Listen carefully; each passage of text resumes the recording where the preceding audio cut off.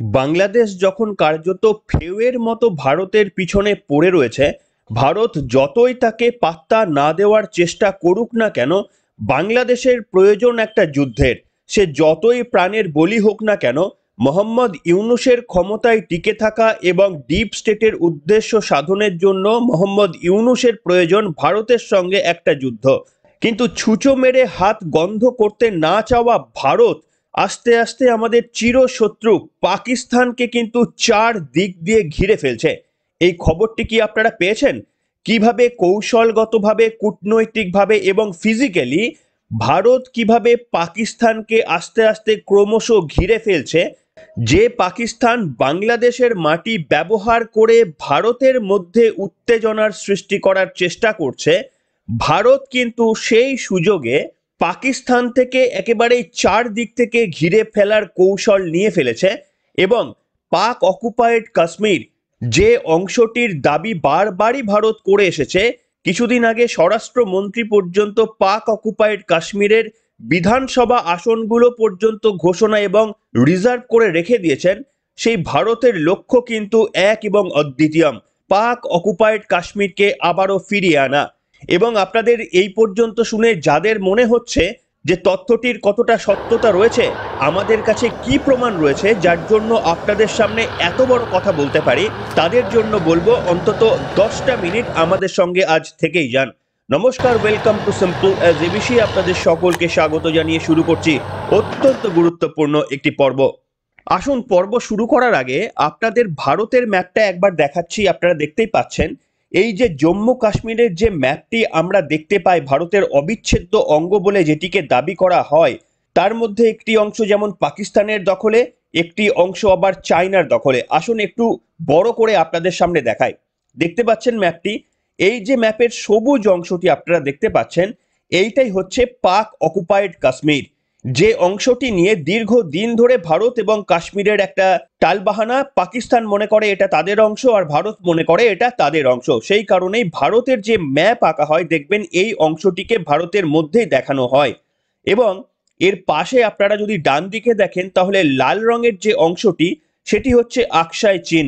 এই আকসাই চীন অংশটিও একসময় ভারতের অন্তর্গত ছিল, কিন্তু 1962 সালে ভারত এবং চীনের মধ্যে যে যুদ্ধ হয়েছিল, সেই যুদ্ধে কিন্তু এই লাল রঙের যে আকসাই চীন অংশটি, সেটি চায়না দখল করে নেয়।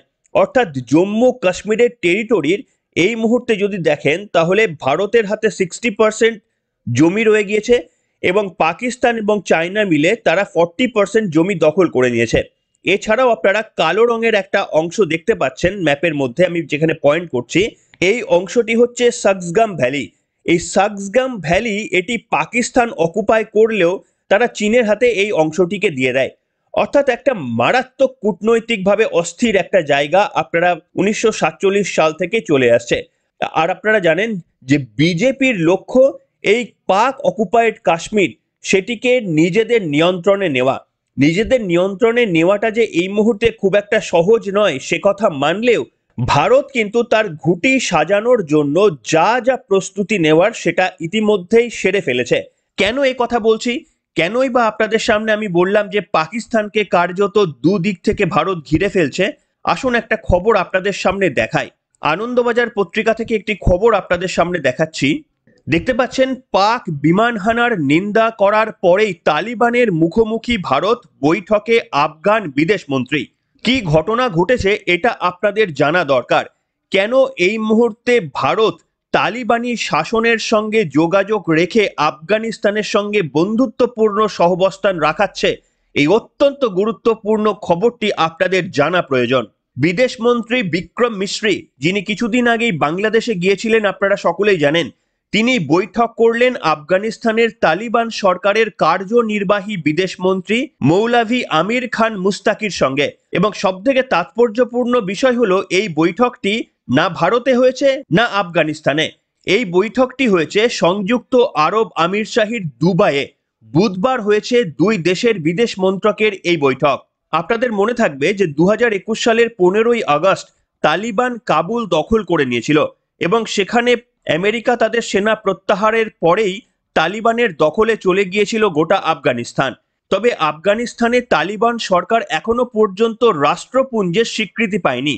এমনকি ভারত, আমেরিকা, ব্রিটেন সহ বিশ্বের অধিকাংশ দেশের সঙ্গেই তাদের স্বীকৃত কোনো কূটনৈতিক সম্পর্ক পর্যন্ত নেই। ফলে এই দুই দেশের মধ্যে আনুষ্ঠানিকভাবে কূটনৈতিক কোনো সম্পর্ক না থাকলেও বাংলাদেশের সঙ্গে এই অস্থিরতা এবং বাংলাদেশের মাটিতে যখন পাকিস্তান কাজে লাগিয়ে ভারতকে উত্তক্ত করার চেষ্টা করছে, তখন ভারত ও আফগানিস্তানের সঙ্গে সেই অর্থে কূটনৈতিক সম্পর্ক না থাকলেও সমান্তরাল কূটনীতির মাধ্যমে কাবুল শাসকদের সঙ্গে যোগাযোগ রেখেছে। এবং তার প্রথম পদক্ষেপ হলো দুবাইয়ে তালিবানি বিদেশমন্ত্রীর সঙ্গে ভারতের উচ্চ পর্যায়ের বিদেশমন্ত্রী বিক্রম মিশ্রির একটি আলোচনা। কি আলোচনা হয়েছে সেখানে সেটা জানলেই আপনারা বুঝতে পারবেন কেন আমি বলছি পাকিস্তানকে দুদিক দিয়ে ঘিরে ফেললো ভারত।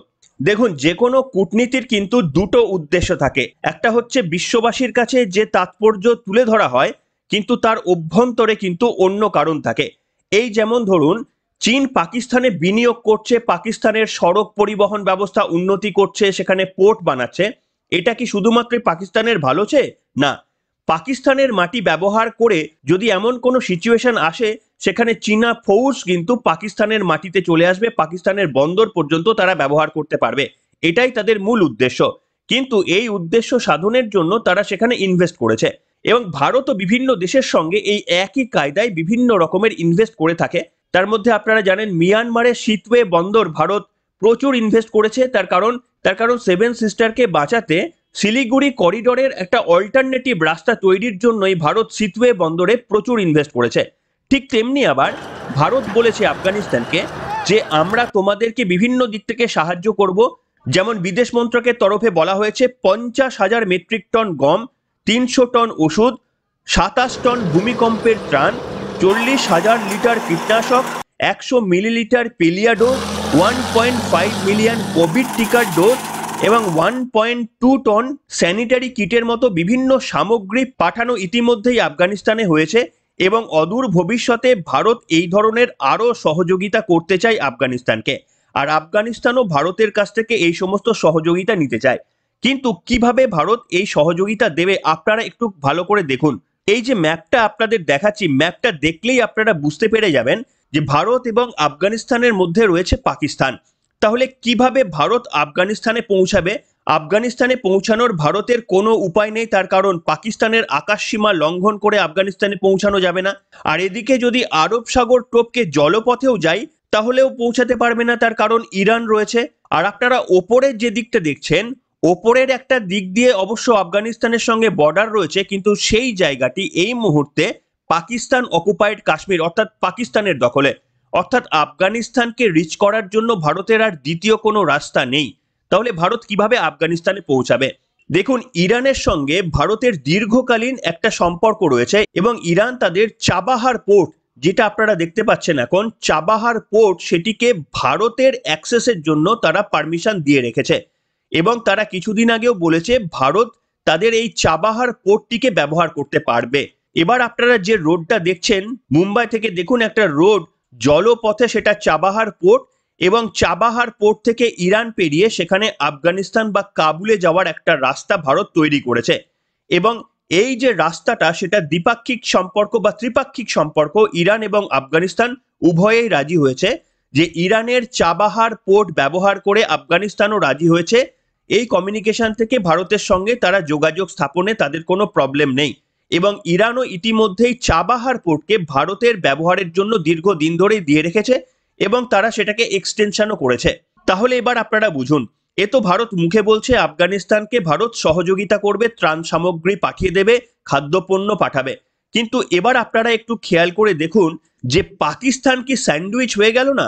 আফগানিস্তান এবং ভারতের মধ্যে ক্রমাগত কি পাকিস্তান স্যান্ডউইচ হয়ে গেল না? তার পাশে রয়েছে ইরান। ইরানের সঙ্গেও যে পাকিস্তানের অত্যন্ত সুসম্পর্ক রয়েছে তেমনটা নেই।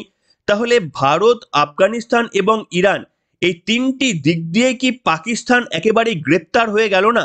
কার্যত একটা অ্যারেস্ট হয়ে গেল না? এটা আপনারা খেয়াল করে দেখুন। তাই ভারতের জন্য এটা অত্যন্ত গুরুত্বপূর্ণ একটা বৈঠক ছিল। আফগানিস্তানের মাটি যদি অ্যাক্সেস করা যায়, তাহলে আগামী দিনে যুদ্ধের মতো যদি কোনো পরিস্থিতির সৃষ্টি হয়, সেক্ষেত্রে পাকিস্তানকে উচিত শিক্ষা দেওয়াই শুধু নয়, পাক অকুপাইড কাশ্মীর যে অংশটি আপনারা দেখছেন জম্মু কাশ্মীরের উত্তর দিকে, সেই পাক অকুপাইড কাশ্মীরকেও যদি কখনো ভারতের নিজেদের হাতে নিয়ে আসতে হয়, তাহলে আফগানিস্তানের মাটি ব্যবহার করা ভারতের জন্য অত্যন্ত প্রয়োজন। কেন না, ওই যে পাক অকুপাইড কাশ্মীর, সেখানে এত বড় বড় হিমালয়ান রেঞ্জ রয়েছে, সেটা ভারতীয় সেনাদের সেই পাহাড় অতিক্রম করাটা অত্যন্ত কঠিন। তার কারণ এই পাহাড়ের ঢাল ভারতের দিকে যতটা রয়েছে, পাকিস্তানের দিকে সেই পাহাড়ের ঢাল অতটা নেই। অর্থাৎ পাকিস্তানের পক্ষে যতটা সহজ, ভারতের জন্য কিন্তু ততটাই কঠিন, তার কারণ ভৌগোলিক একটা অবস্থানের জন্য। এই কারণেই ভারত একটা অল্টারনেটিভ অবস্থা খুঁজছে। কি অল্টারনেটিভ হতে পারে? পিওকে, পাক অকুপাইড কাশ্মীরকে যদি কোনোদিন দখল করতে হয়, তাহলে আফগানিস্তানের সাহায্য নিতেই হবে। কিন্তু আফগানিস্তান একটা মুসলিম দেশ, সেই মুসলিম দেশকে কি ভারতের মতো হিন্দু দেশকে কখনো সাহায্য করবে? আর এখানেই কিন্তু শত্রুর শত্রু আমার বন্ধু, এই নীতিতেই কিন্তু ভারত এবং আফগানিস্তানের মিলমিশ হয়ে গেছে। আপনারা জানেন কিছুদিন আগেই পাকিস্তান আফগানিস্তানের মাটিতে হামলা চালিয়েছিল, আফগানিস্তানও তার উত্তর দিয়েছে। এবং এই দুই প্রসঙ্গে ভারত অযাচিতভাবে, আপনারা কিছুটা বলতে পারেন যে ভারত পরিষ্কারভাবে জানিয়ে দিয়েছে যে এটাই হচ্ছে পাকিস্তানের চরিত্র। আপনারা দেখতে পাচ্ছেন খবরের শিরোনাম, আফগানিস্তানে বিমান হানা নিন্দাজনক, তালিবানের পাশে দাঁড়িয়ে পাকিস্তানের সমালোচনা করলো ভারত। কাজেই বুঝতেই পারছেন পাকিস্তান এবং আফগানিস্তানের মধ্যে একটা যুদ্ধ চলছে, সেখানে ভারত নাক গলাতে গেল কেন? কেন গলাতে গেল এবার আপনারা বুঝতে পারছেন। আফগানিস্তানের দরকার ভারতকে, কারণ যুদ্ধকালীন পরিস্থিতিতে যদি কোনো রকমের সাহায্য প্রয়োজন, সেটা ভারতের থেকে তারা অলিখিতভাবে পেতে পারে। আর ভারতের তেমনি আফগানিস্তানের কোনো মিলিটারি ফোর্সের দরকার নেই, ভারতের দরকার আফগানিস্তানের জমি। যে জমি ব্যবহার করে, যে ছোট্ট অংশটা আপনারা দেখতে পাচ্ছেন, এইখান থেকে কিন্তু পিওকে বা পাক অকুপাইড কাশ্মীর, সেইখানে যাতে যদি প্রয়োজন পড়ে ভারত যেন সেনাবাহিনী পাঠাতে পারে যুদ্ধকালীন পরিস্থিতিতে। এটাই হতে পারে ভারতের একমাত্র ছক, এটাই হতে পারে একমাত্র কারণ কেন ভারত আফগানিস্তানের সঙ্গে সখ্যতা বজায় রাখছে। এবং আপনাদের আরো একটা তথ্য দেব, আপনারা যেহেতু আপনাদের বললাম যে হয়তো অনতি বিলম্বে আপনারা দেখতে পারেন, জানি না সেটা 1 বছর না 5 বছরের মধ্যে হবে, কিন্তু ভারতের যে পিওকে টার্গেট সেটা বারবার অমিত শাহ পরিষ্কার করে দিয়েছেন। এবং আপনাদের আরো একটা খবর দেখাচ্ছি, খবরটা আপনারা দেখুন, খুব মন দিয়ে দেখুন। আবার ক্ষোভের আগুন পাক অধিকৃত কাশ্মীরে, চীন পাকিস্তান ব্যবসা আটকে দিল কাশ্মীরিরা। কি খবর আপনাদের ছোট করে বলে রাখি, আমার কাছে ফুটেজ নেই। এটা হচ্ছে যে পাক অকুপাইড কাশ্মীর যে অংশটি রয়েছে, সেখানে কাশ্মীরের বাসিন্দারা তারা প্রবল বিক্ষোভ শুরু করেছেন এবং দীর্ঘদিন ধরেই তাদের দাবি তারা ভারতের সঙ্গে মিশে যেতে চায়। পাকিস্তানে 400 টাকা কেজি আটা, পাকিস্তানে প্রবল ঠান্ডায় বিদ্যুৎ সরবরাহ না করা, এইরকম একগুচ্ছ পাকিস্তানের বিরুদ্ধে তাদের ক্ষোভ রয়েছে এবং তারা ক্রমাগত চাইছে যে ভারতের সঙ্গে তারা মিলে যেতে চায়। সেটা 1 বছর আগেও একটা বিভৎস পরিণতি হয়েছিল এবং রিসেন্টলিও সেখানকার মানুষরা চায়না যে রাস্তা দিয়ে পাকিস্তানের মধ্যে ঢোকে সেই বর্ডারটিকে আটকে দিয়েছে। তার ফলে সারি সারি ট্রাক, পাকিস্তান এবং চায়নার সারি সারি ট্রাক সেখানে আটকে গিয়েছে। এমনই পরিস্থিতি, পাকিস্তানের এখন অবস্থা ছেড়ে দেমা কেঁদে বাঁচি গোছের। মানে পাক অকুপাইড কাশ্মীরকে নিয়ে না তারা পারছে গিলতে, না তারা পারছে ওগলাতে। তার কারণ পিওকের মানুষজনই চাইছে তারা ভারতের সঙ্গে মিশে যেতে। এই অপরচুনিটিটাই ভারত কাজে লাগাতে চাইছে, কিন্তু ভারতের কাছ থেকে এমন একটা ভৌগোলিক অবস্থান যে ওইখান থেকে যুদ্ধ করাটা অত্যন্ত কঠিন। তাই অল্টারনেটিভ অপশন হিসেবে ভারত আফগানিস্তানের জমি ব্যবহার করতে চাইছে। সেই কারণেই ভারত আফগানিস্তানের সঙ্গে এতটা সখ্যতা বাড়াচ্ছে। এবং যেহেতু আফগানিস্তান পাকিস্তানের মধ্যে একটা ট্যাসেল লেগে গেছে, তাই এই মুহূর্তে ভারত দ্বিপাক্ষিক আলোচনাটা এই মুহূর্তেই করা প্রয়োজন বলে মনে করেছে এবং তারা ইরানের চাবাহার বন্দর ব্যবহার করে আফগানিস্তানের মাটিতে তারা পৌঁছে যেতে পারে, এই আশ্বাস তারা নিয়ে নিয়েছে। শুধু তাই নয়, আফগানিস্তান এটাও বলেছে তাদের মাটি ব্যবহার করে ভারত বিদ্বেষী কোনো কার্যকলাপ তারা করতে দেবেন না। পাকিস্তানি কোনো জঙ্গিদের তাদের মাটি ব্যবহার করে কার্যকলাপ করতে দেবেন না। ভাবুন, এটাকেই বলে কূটনীতি। আপনাদের মধ্যে অনেকে বলছিলেন না যে কেন বাংলাদেশকে ভারত জবাব দিচ্ছে না, ভারত জবাব দিচ্ছে না। আপনারা একটু ভালো করে ভেবে দেখুন যে পাকিস্তান আফগানিস্তানের মধ্যে যুদ্ধ হচ্ছে, ভারত নাক গলিয়ে সেখানে বক্তব্য রাখতে পারছে, আর এই পুচকে বাংলাদেশের বিরুদ্ধে কোনো বক্তব্য রাখতে পারছে না। এটার নাম কূটনীতি। একটা কোনো লক্ষ্য নিয়ে কিন্তু এগোতে হয়, যে লক্ষ্য নিয়ে এই মুহূর্তে ভারত এগিয়ে চলেছে তাদের মূল লক্ষ্য কিন্তু পাকিস্তান অকুপাইড কাশ্মীর। যাদের এখনো পর্যন্ত বিশ্বাস হলো না, তাদের অমিত শাহের কিছুদিন আগের করা একটা মন্তব্য শোনাবো। তিনি ইতিমধ্যেই পাক অকুপাইড কাশ্মীরে বিধানসভার আসন পর্যন্ত রিজার্ভ করে রেখে দিয়েছেন। কেন না খুব শীঘ্রই সেই অংশটি আমাদের হতে চলেছে বলে। শুনুন অমিত শাহের পুরনো একটি বক্তব্য, হয়তো মাস 6 বা মাস 8 আগেকার। শুনুন। कश्मीर में पहले 46 थी, अब 47 हुई है और पाक ऑक्यूपाई कश्मीर की 24 सीटें, क्योंकि वो हमारा है, हमने रिजर्व रखी है मान्यवर 24 सीटों को। इस तरह से শুনলেন বন্ধুরা, এটাই হচ্ছে প্ল্যান। পাক অকুপাইড কাশ্মীরকে ভারতের হাতে নিতে হবে। আপনারা কে কে সমর্থন করছেন, কে কে মনে করছেন যে নরেন্দ্র মোদীর মতো একটা শক্ত প্রধানমন্ত্রী আমাদের দেশে দরকার, একটা শক্ত দল আমাদের দেশে দরকার, যারা আমেরিকার পায়ে পড়ে যাবে না, যারা জর্জ সোরোজের কথায় নাচবে না, এমন একটা রাজনৈতিক দল যতদিন আমাদের ক্ষমতায় থাকবেন ততদিনই কিন্তু উন্নতির আশা আমরা দেখতে পাবো। আর কংগ্রেসের মতো যদি কোনো রাজনৈতিক দল আবারও ফিরে আসে, তাহলে যেভাবে চায়নার সঙ্গে একের পর এক ট্যাসেলে আমাদের বিভিন্ন অংশ হাতছাড়া হতে হয়েছে, সেই পরিস্থিতি কিন্তু আবার সৃষ্টি হতে পারে। আপনাদের মন্তব্য লিখে জানাবেন। পর্বটি ভালো লাগলে অবশ্যই একটি কমেন্ট, লাইক করে আমাকে সাপোর্ট করতে পারেন। এখনকার মতো এখানে শেষ করলাম।